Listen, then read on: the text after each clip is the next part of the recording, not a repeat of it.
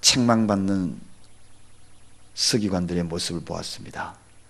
이왕에 우리가 신앙생활을 열심히 하면 열심히 한 그 대가의 상급과 칭찬이 있어야 할 텐데, 열심히 헌신도 하고 봉사하고 그리고 열심히 신앙생활을 했는데 책망받는 것만큼 슬픈 일이 어디에 있겠으며 그보다도 비극적인 일이 어디에 있겠습니까?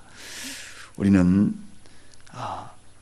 열심히 한 그 대가로 하늘나라의 상급과 그대로 이어지는 그런 은혜가 있기를 바랍니다. 또 오늘 본문도 서기관의 이야기가 끝나고 난 다음에 한 이야기, 그 가운데 예물을 드리고도 책망받는 그러한 이야기가 연속으로 이어지고 있습니다. 이왕에 하나님 앞에 예물 드렸으면 칭찬을 받아야 되는데, 예물 드리고 난 다음에 예수님이 그로 인하여 잘못된 예물관, 거기에 대한 칭찬커녕 책망을 받는 그러한 모습의 이야기입니다. 자, 오늘은 반대로 그 예물을 드리고 칭찬받은 또 다른 예물이 있어서 그 예물을 여러분에게 소개하고자 합니다. 말씀을 쭉 묵상해 가다 보니까 이 예물 문제가 저에게 설교 제목으로 나와서 약간의 부담감은 있지만 말씀대로 정리해 나가기에 그 말씀대로 전하고자 합니다. 교회도 존속을 하게 되면 그 교회의 존재는 반드시 물질이 필요한 것입니다. 또 이 물질이 또 교회를 유지하게 하는 소중한 역할도 감당하는 것은 틀림이 없습니다. 그래서 과거에도 예루살렘 성전에 여자들이 출입하는 그 뜰 벽 쪽에는 연복궤가 놓여 있었습니다. 그 연복궤가 놓여 있었는데 놋쇠로 만들어서 13개의 연복궤가 투입구가 이런 나팔형처럼 생겼습니다. 그래서 나팔처럼 이렇게 생겨가지고 들어가는 입구는 넓게 생겼고 떨어질 때는 구멍이 작게 해서 쏙 떨어져서 이 밑에 놋으로 되어 있어서 부으면 소리가 쨍그랑하고 그렇게 소리가 납니다. 거기에 벽 쪽에 놓여 있는 그 연복궤에 거기에는 성전의 세라든지 또 성전의 제물을 또 대신해서 드려지는 그러한 예물, 또 반대로 그 옆에 또 하나의 성전에 거기에는 연복궤가 또 있습니다. 14개의 연복궤가 있습니다. 그건 성전 술이라든지 장식이라든지 그렇게 또 유지하는 그러한 연복궤가 있었습니다. 그래서 누구든지 연복궤 앞으로 지나갈 수 있도록 골고루 이쪽에는 13개, 이쪽에는 9개 그래가지고 연복궤가 쭉 이렇게 놓여 있었다는 거죠.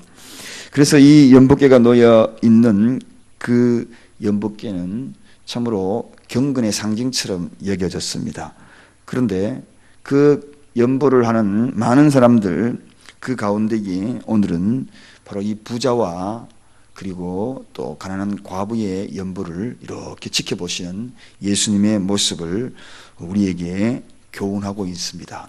많은 부자가 연보하는 그 연보 소리가 얼마나 요란하겠습니까? 많이 넣으니까 드르르 하고 이 놋으로 만들었기 때문에 나팔형으로 되어 있어서 떨어지는 소리가 이게 다 걸립니다. 걸려가지고 드르륵 하고 떨어집니다. 마치 쌀두지에 누우면은 쭉 누르면은 그렇게 오랫동안 쌀이 나오면 거기에는 쌀이 오랫동안 많이 쌓이는구나 하는 걸 금방 느끼고, 땡그랑하고 뚜둑 떨어지면은 이거는 적은 쌀두지에서 떨어지구나 하는 마찬가지로 연복궤가 그렇게 구성이 되어 있다는 거죠. 자, 그런데 이 연복궤를 보시고 난 다음에 한 연복궤에 대해서는 아주 눈여겨보시면서 칭찬하는 그러한 모습이 소개가 되고 있습니다. 그가 바로 과부가 연보하는 그 연보, 두렙돈의 연보. 두렙돈이라는 것은 구리로 만든 한마디로 동전입니다. 구리로 만든 동전, 그것이 칭찬받는 예물이 되었다. 그럼 도대체 왜 그것이 칭찬받는 예물이 되었는가? 그럼 나도 구리로 만든 동전 놓고 마음을 다했다, 정성을 다했다 그러면 되는 건가? 나는 그러면 헌금을 그러면 이제부터는 많이 하지 않으리라 그렇게 이야기하는 것이 되는 것인가? 어느 것이 어떻게 이해를 해야 할 것인가? 오늘 이 본문을 좀 더 구체적으로 살펴보십시다. 자, 오늘 부자 부자들이 내는 이 많은 헌금보다 가난한 과부의 동전 두 입을 왜 이렇게 더 칭찬을 했는가? 그 이유가 있다는 것입니다. 그 이유를 분명히 알면은 그렇구나 하는 것을 알게 될 것입니다. 첫째, 오늘 본문 43절에 여기에 보니까 이 말씀을 소개합니다. 내가 진실로 너희에게 이르노니 이 가난한 과부는 연복궤에 넣는 모든 사람보다 많이 넣었도다. 모든 사람이라고 지칭할 정도로 이렇게 칭찬을 43절에 하게 되는 것을 봅니다. 예수님이 과거에 일찍이 이런 연보하는 것을 보지를 못했다 할 정도로 칭찬하는 대목입니다. 두렙돈 아까 얘기했던 동전 두 개인데, 구리로 만든 동전 두 개인데 지극히 적은 돈인데 왜 이렇게 칭찬을 받는가 하는 것입니다. 근데 오늘 여기에 본문에는 좀 더 구체적으로 44절에 소개되고 있죠. 구차한 중에서 자기 모든 소유 중 곧 생활비 전부를 넣느니라. 알고 보니까 이 여인은 정말 많은 것을 넣었던 겁니다. 우리가 생각하고 있는 동전 두 개의 모습이 아니었다는 거죠. 과부가 생활하는 생활비가 있었는데 그 생활비에 전부를 넣었다 이렇게 소개하고 있습니다. 그러니까 최고의 정성을 다한 겁니다. 부자는 많은 것 중에서 많이 넣었지만, 다른 사람 보기에는 많이 보였지만 얼마나 많은 부자인데, 돈 많이 넣는데 그 중에서 많이 넣었지만 과부는 전부가 두렙돈이었다는 것입니다. 누가 더 많이 넣은 겁니까? 이것이 중요하죠. 이것이 바로 오늘 주님이 말씀하시는 핵심이라는 것입니다. 많은 것 중에 많이 넣는 것이 아니라 가난한 것 중에서 자기 전부를 넣었다.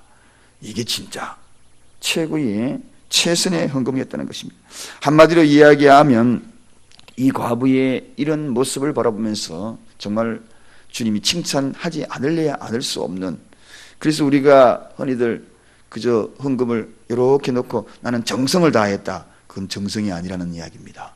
정성은 오늘 과부의 그러한 헌금이 정성이라는 거죠. 최선을 다하는 것입니다. 최선을 다. 자, 이 과부의 모습은 환경을 뛰어넘은 것입니다. 어떤 환경이었습니까? 가난을 뛰어넘은 것이었죠. 사실 이 과부는 얼마나 가난한 사람입니까? 정말 가난합니다. 말 그대로 동전 두 입이 전부일 정도로 가난했다는 것입니다. 그래서 전부를 넣었다는 겁니다. 정말 가난한 사람이었습니다. 그런데 대부분이 가난이라는 이유 때문에 많은 사람은 생각합니다. 나는 가난하기 때문에 아무것도 없어. 그래서 핑계로 인색하게 생각할 때가 있고 또 자기 스스로 합리화시킬 때가 있습니다. 그런데 오늘 여기 이 과부는 그런 합리화를 뛰어넘었다는 겁니다. 이게 중요하다는 겁니다. 나는 가난하니까 그럼 평생 가난하게 살아갈 수밖에 없어요. 그러나 이 가난을 뛰어넘어서 나도 주님 앞에 내 신앙의 표현을 할 수 있다. 이럴 때 진짜 주님이 그것을 보고 지켜보고 함께 하는 것을 보게 되죠. 이게 바로 과부의 헌금이었다는 것입니다. 그래서 대다수 헌금을 할 때에도 바로 그런 것을 놓치, 나는 가난하니까, 아이고 나는 뭐 가난하니. 그러나 여러분, 가난한 중에 최선을 다하는 것, 이것이 진짜 최고의 헌금이라는 것입니다. 부유한 중에 최선을 다하지 아니하고 많이 하는 것, 이건 최선의 헌금이 아니라는 이야기입니다. 그래서 오늘 이 환경을 뛰어넘은 그런 예물을 보시고 정말 많이 했다. 최고의 했다. 다른 사람과 똑같이 이 가난한 사람도 나도 하나님의 사랑을 받고 있지 않는가? 나도 가난하지만 하나님의 사랑을 느끼고 있지 않는가? 나도 드릴 능력이 있다. 최선의 능력이 있다. 내가 지금 가진 것이 동전 두 입밖에 없지만 나는 이것을 드릴 수 있는 능력이 있다. 그리고 하나님 앞에 드릴 수 있는 그런 마음이 있다. 이게 중요하다는 것입니다. 혹이 가난을 핑계로 해서 나는 능력이 없다고 모든 것을 내놓는 것이 아니라 나에게도 드릴 수 있는 능력이 있다라고, 내가 최선을 다하고 내가 가진 것을 드릴 때에 그것이 하나님이 기뻐하는 예물이라는 것입니다. 동전 두 입, 사실 이 동전 두 입, 이 두 입 하면서 오늘 본문에 가만히 읽어보면 이런 내용이 나옵니다. 42절 한번 보겠습니다. 그 말씀을 한번 다시 깨달을 필요가 있기 때문에 요 두째 줄까지만 읽습니다. 다 같이 읽습니다. 한 가난한 과부는 와서 두렙돈 곧 한 고란트를 드리니, 이렇게 소개하고 있습니다. 자, 이 이야기는 무슨 이야기입니까? 그냥 한 고드란트라고 이야기하면 될 텐데 두 번 반복했거든요. 두렙돈이나 한 고드란트나 같은 내용입니다. 같은 내용을 왜 이렇게 두렙돈 또 한 고드란트를 넣은지라 이렇게 이야기했을까요? 한마디로 한 과부는 와서 한 고드란트를 넣는지라 이렇게 성경은 이야기하면 되는데 그 앞에 왜 두 렙돈이라를 붙였다는 것입니까? 이 두라는 것은 있는 걸 다 넣었다는 것입니다. 하나도 남김없이 최선을 다했다는 것을 표현이 바로 이 두자, 이 일을 표현한 겁니다. 자, 정성을 다한 믿음의 물질이었다는 것입니다. 최선을 다했다는 거죠. 두 렙돈이라고 해가지고 한 고란트라고 해가지고 최선을 다하지 않는 것이 아니라 정말 마음을 담았다는 겁니다. 이게 어찌 최고를 그리고 최선을 들인 물질이 아니겠습니까? 한마디로 이야기하면 부자는 많이 했지만 많이 있는 것 중에서 대충 한 것이죠. 대충 한 거죠. 많이 있는 것에서 대충 한 살두지에 잔뜩 쌓여있는데 대박으로 대충 넣는 것이죠. 그렇지 아니하고 이 과부는 둘 전부를 넣었다는 겁니다. 최선을 다했다는 것입니다. 또 드릴 때 이 과부가 어떤 생각을 들었겠는가? 저는 생각을 해보니까 이 과부는 확고한 신념이 있었다는 거죠. 확고한 믿음의 신념이 있었다는 것입니다. 하나님은 믿음의 신념을 가지고 또 믿음으로 드리는 그 예물을 기쁘게 여기는 것을 이 과부는 알고 있었다는 것입니다. 이게 중요합니다. 예물 드릴 때 여러분 확고한 믿음으로 드리고 있는가? 거기에 따르는 것이 이 과부의 예물이었어요. 그는 아무것도 없었습니다. 그는 아무것도 없는데 다 드리고 나면 어떡할 겁니까? 이제 굶어 죽으란 말입니까? 굶어 죽는 것 그걸 생각을 했다면 아마도 과부는 드리지 않았을 겁니다. 그러나 공중에 나는 새를 보라. 이 믿음이 있었다는 것입니다. 그러므로 하나님이 나를 굶겨서 죽이지 않을 것이라는 믿음이 있었다는 것입니다. 이게 바로 과부의 연보라는 것입니다. 여러분 우리가 예물을 드릴 때에 그렇습니다. 아이고 이거 내가 작정한 이거 다 하면 어떡하지? 이제 나는 굶어 죽으란 말인가? 그런 생각이 과부가 아니었다는 거죠. 믿음이 있었다는 것입니다. 하나님은 바로 이러한 과부의 믿음을 칭찬합니다. 그리고 또 이 과부의 믿음은 또 하나의 특징이 있습니다. 굉장히 신속히 드렸다는 겁니다. 이 마음을 망설임이 없었다는 겁니다. 예물은 망설이지 않는 것이 예물입니다. 망설이지 아니하고 연복계를 맴돌지 않는 것이 예물이거든요. 맴도는 마음들이 우리 마음속에 있고 예물 드리는 것이 아니라 맴도는 마음이 없어야 됩니다. 물질 맴도는 것이 아니라 마음의 결심을 신속히 하는 것. 이게 바로 진짜 예물이다. 이런 예물 드리고 이 과부, 좋지 못한 환경을 극복하는 신앙의 모델이 되는 이 과부의 모습. 하나님은 어떤 것을 기대하는가? 이 과부의 모습을 가만히 지켜보면서 예수님이 기대하는 예물이 있구나. 그게 뭔가? 첫째는 바로 이 희생이라는 것을 기대하고 있구나. 예물에는 희생이 있어야 되는구나. 과부는 얼마나 희생적인 예물인지 모르겠어요. 부자는 그냥 드린 겁니다. 대중 없이 드린 겁니다. 휘쭉 드린 겁니다. 있는 거 퍽다가 다 한 겁니다. 그것이 아무리 많았다 할지라도 희생이 없었다는 겁니다. 그러나 과부는 희생이 있었어요. 그 예물로 인하여서 생활에 있어서 얼마나 어려움이 닥치겠는가. 희생이 있다는 것입니다. 희생이 있는 그러한 것들을 예물에 찬양도 희생이 있어야 돼. 대충 부르는 기도도 희생이 있어야 돼. 헌신도 희생이 있어야 돼. 그 희생이 뭡니까? 세크리파이스라 그럽니다. 그 자체를 드리는 그것이 바로 불태우는 겁니다. 번제단에 불태우는 것은 희생의 제물이거든요. 희생이라는 것입니다. 자, 이 인간을 향한 하나님의 기대는 바로 이 희생을 기대하고, 두 번째는 온전히 주님을 의지하는, 그리고 의지하는 믿음을 기대하고 있다는 거예요. 저토록 의지하는구나. 아무것도 없는데 그래도 믿고 드리는구나. 정말 대단하구나. 이걸 주님은 기대하고 있다는 것입니다. 아나니아 삽비라 부부의 이야기, 일부라는 단어, 그들은 일부였지만 오늘 여기에 과부는 전부, 완전히 차이나요. 이 바로 여기에는 주님을 전적으로 의지한다는 그러한 내용이 이 예물에 실려있다. 예물 드리면서 여러분 전체 나는 주님을 의지합니다. 나는 내 인생 전부를 의미합니다. 그런 예물이 값진 예물입니다. 그 다음에 주님이 기대하는 것은 온 마음 다해 마음을 다하는 것. 이게 중요하다는 것입니다. 하나님을 향한 온 마음을 다하는 그 마음의 그 모습을 보면서 우리 주님이 이 과부 정말 대단하구나.